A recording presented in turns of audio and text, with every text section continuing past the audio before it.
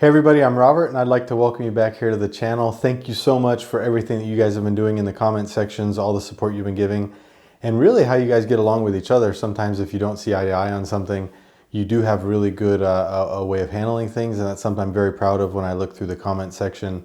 So if you guys keep that up, I really appreciate it. And as always, all these video ideas, they're coming from comments that you guys make about maybe track driving like we're going to talk about today, or about what should my first supercar be, how can I buy a car, what tires should I use. These are all ideas that are coming from you guys, and they're all based on questions that you guys have, and I really appreciate that. I read every comment.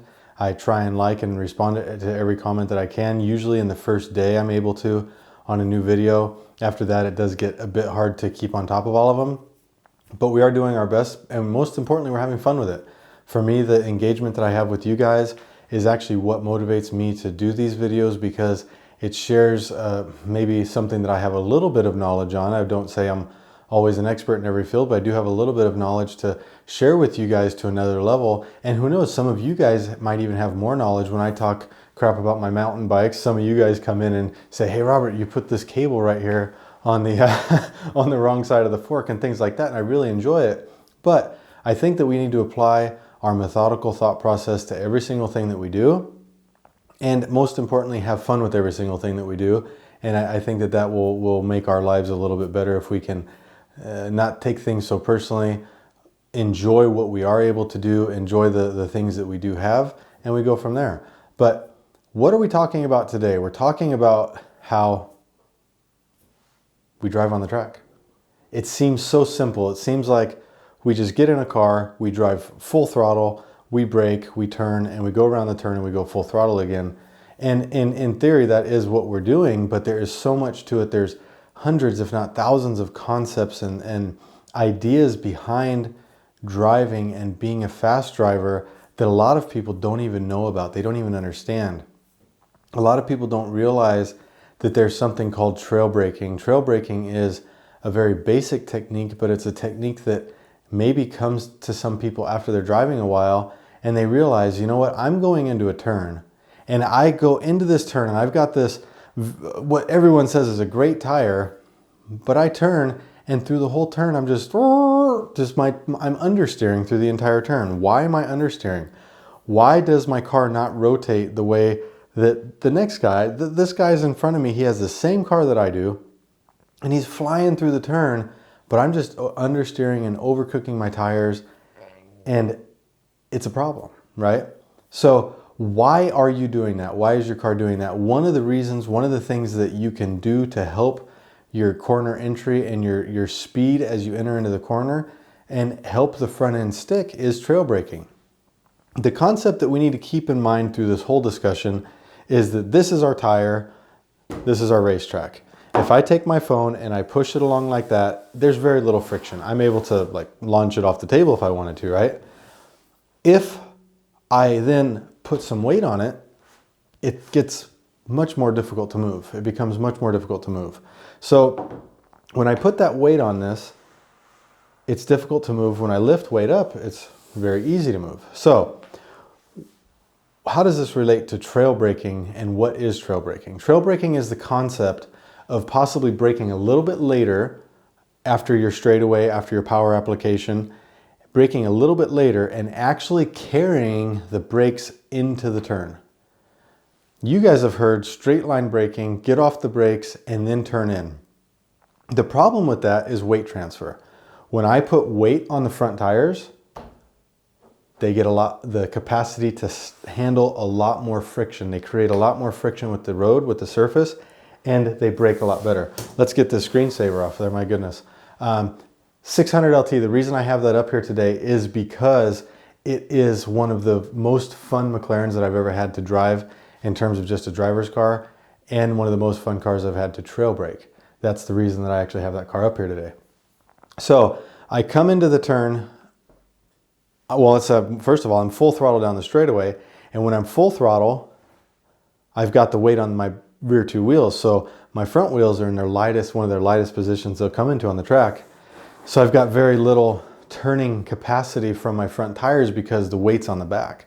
But when the weight shifted to the back, I do have the ability to put a lot of power down because now I've got weight on the back and the wheels can handle and create more friction with the road surface, so the weight transfers back. When I shift my weight to the front, all of a sudden my weight is on the front tires and that friction is now at the front, and the more weight I have on the front, the better my car is going to stop in theory.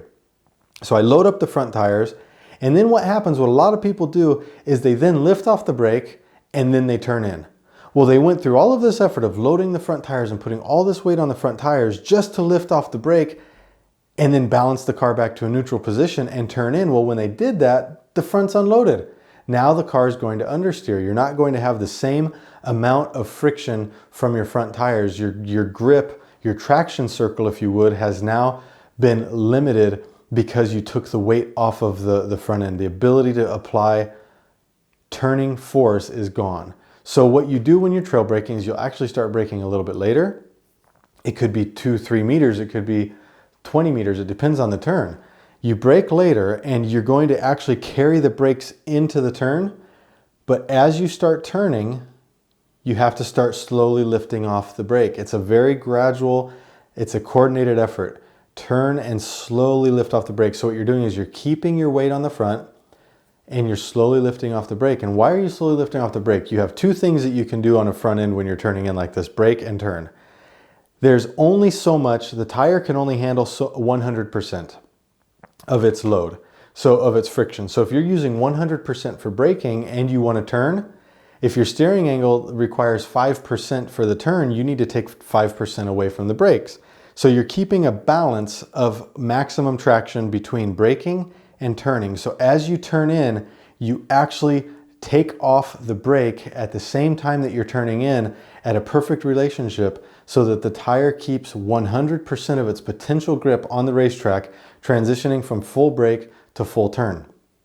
When somebody goes and does a full brake, then lets off, and then turns in, their tire might only be able to handle 60% of its potential because there's not enough weight on the front end. That's why you'll see cars understeer when they go through a turn. And how do you fix understeer in a stock setup car? Most manufacturers, well, I say most, all manufacturers today send out their stock cars with an alignment on them for understeer. Why? Understeer is safe. Understeer is safe. That's what you guys hear. The reason understeer is safe is because the natural response to you when you turn in and your car goes straight is to hit the brakes. And what are you doing? You're transferring weight to the front of the car. The weight goes to the tire, it pushes down and it says, oh, I can make this turn now. You're taking your capacity of your tire from 60%, 65% up to 100% by applying brakes.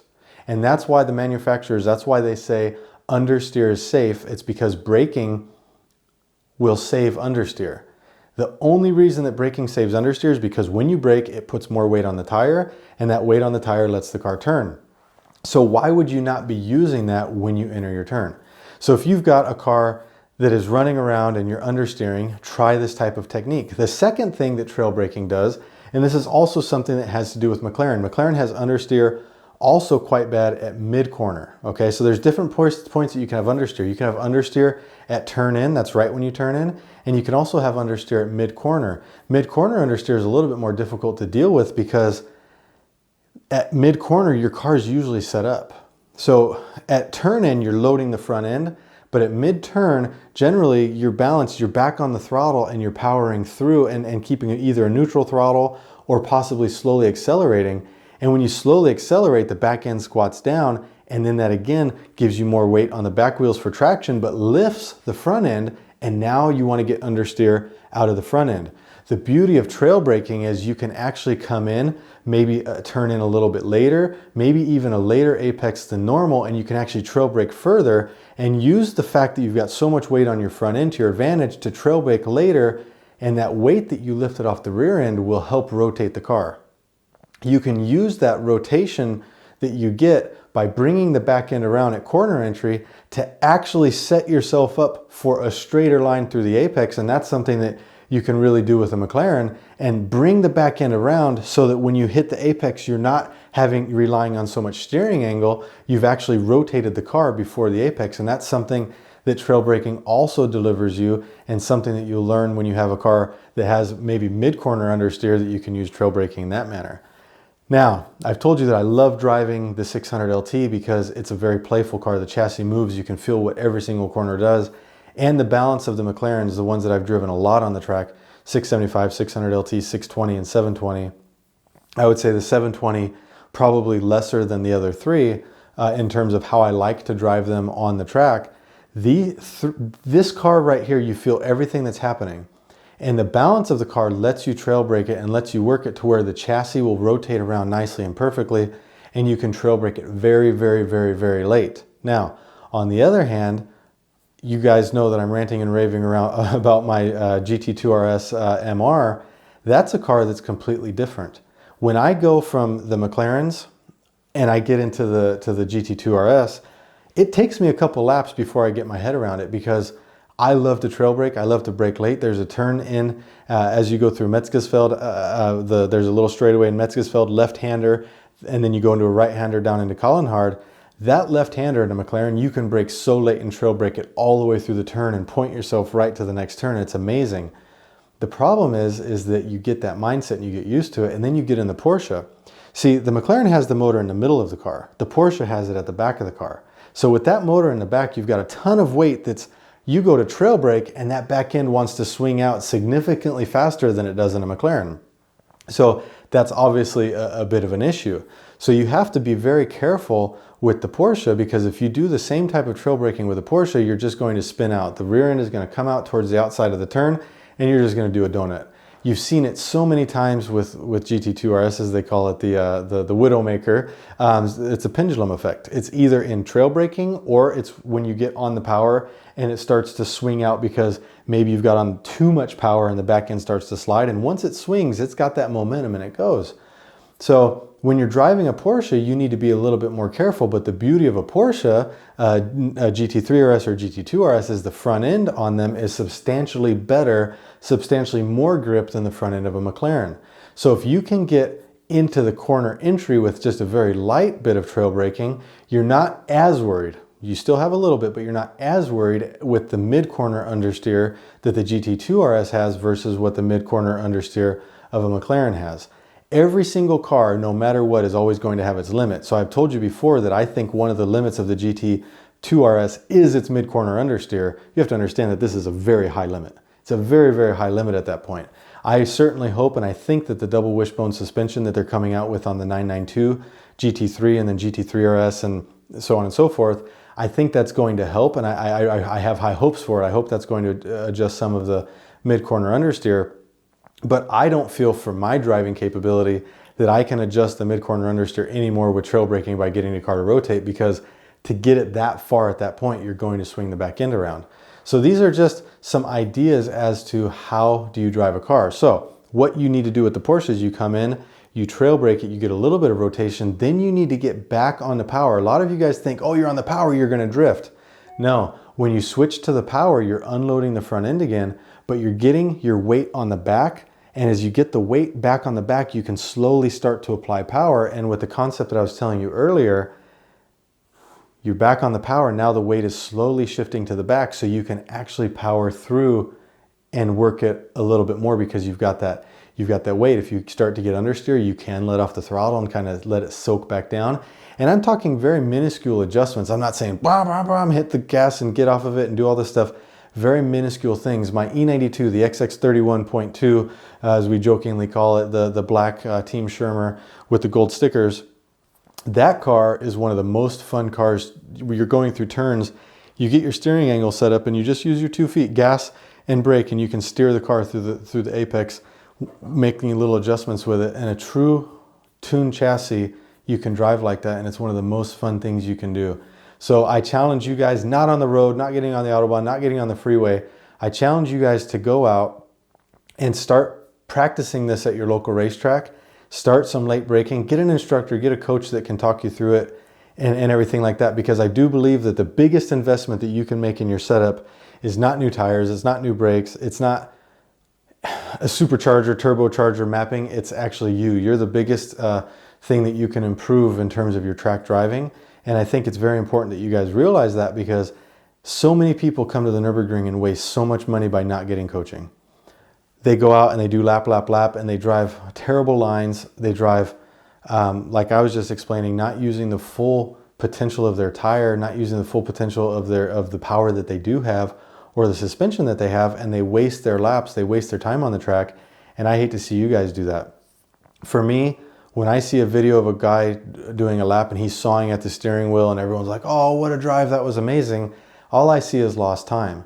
There was a lap of a McLaren on the Nürburgring, and his lap time was not impressive, but everyone just went off at how amazing of a lap it was, the skills of the driver, but I mean, he was probably 35, 40 seconds off what the car could do, and he was just sawing at the wheel and just muscling it around, and it wasn't fast, it was time lost. A tire has 100% traction. When a car is going through a turn, I don't know if you've ever seen a car go through a turn, it has a beautiful slip angle where it's actually kind of sliding to the outside of the turn as it's moving, but it's going forward at the same time. That is the fastest that a tire can possibly move through a turn. The minute that it breaks traction, that is lost time, and there's no ifs, ands, or buts about it. You break traction, you lose time. Things start jarring and moving around, you lose time.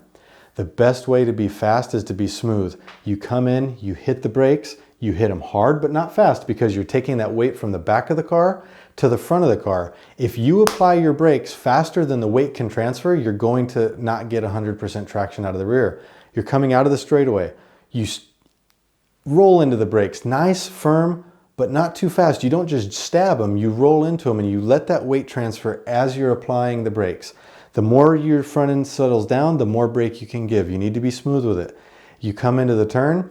As you start to turn in, equal release of the brake. So you're releasing the brake as you're turning in, and you're feathering the brake off as you feather the steering wheel in. You then get to the point where you're completely off the brake, and as you start reaching your apex, you're actually at that point now applying throttle back in, and you're letting off steering angle. You're keeping it through the turn. You can keep a neutral. It all depends on the turn. Obviously, you can keep a neutral balance. You can apply moderate power, but then you start coming out and you can start taking away steering angle and adding throttle. And as you take away the steering angle and add the throttle, you're shifting more and more weight to the back of the car. It's all about weight transfer. If you jam the throttle at the apex, the back end's going to come out because you've shocked it before you've put the weight on the back of the car. If you jam the brakes right after your straightaway and you hit the brakes, you're going to lock up your fronts, or you're not going to have the braking capacity because you have ABS, and you're going to say, my gosh, my car stops like crap. This is the reason why people say smooth is important. If I just take my hand and hit the phone like that, it moves. If I take the phone and hit my hand when there's weight on it, it doesn't move. So think that you're trying to load up each corner before you impact it, or gradually as you're starting to impact it, so that you can have the smoothest transition of weight, which means the smoothest transition of traction from the rear tire to the front tire. You're going through a left-hand turn. Your right front tire is going to have the most traction. So your goal is to set that tire up, wait, and then let off the brakes and go through. You're going through a right-hand turn. As you come out of the turn, right, your right rear tire is going to be the tire that's doing the work as you come out of the turn, because the car's leaning to that side, and then you're transitioning the weight to the back of the car. So you want to keep in mind, I need to be smooth on this tire. I need to be easy on that tire so that tire can have as much grip and as much traction as I possibly can. This is something that you learn on the Nürburgring, because I'm talking about smooth, I'm talking about consistent traction. On the Nürburgring, it's a very bumpy track. There's a lot of ups and downs and just little bumps and things like that, and it makes it a lot of fun.